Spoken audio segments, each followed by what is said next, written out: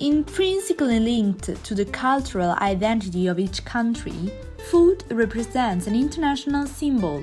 It has always played an extremely important role and has experienced a real journey, during which it has evolved from being considered simply as a means of survival to becoming a cultural element.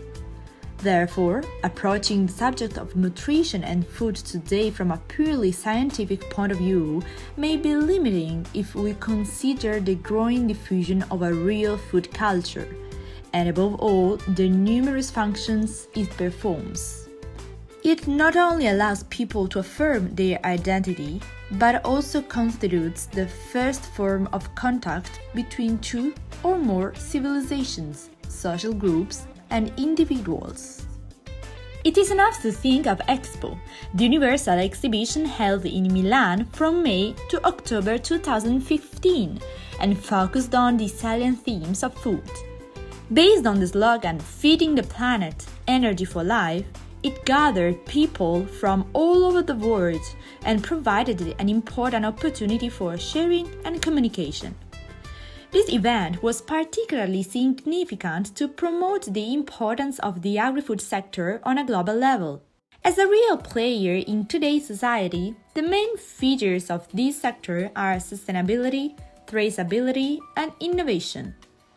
The concept of agribusiness emerged in the United States from the observations of economists Davis and Goldberg, and was later adopted by other scholars, including Louis Malassis.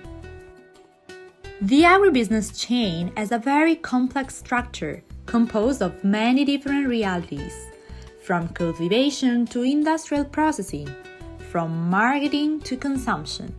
The work behind this sector is immense, and this is demonstrated by the figures it records every year. There is a further positive effect due to Expo 2015, namely the increased focus on correct labeling. In fact, this internationally renowned event has contributed to amplifying the broad debate on the regulation of the agri-food sector, which since 2014 has witnessed the implementation of EU Regulation 1169 of 2011 on the provision of food information to consumers. The global distribution and production of food from the most distant places on the planet, as well as the emergence of food chains, have highlighted the growing need to increase the production of documents, texts, and food labels that correctly identify foods, and to provide their respective translations into several languages in order to reach a vast and heterogeneous public.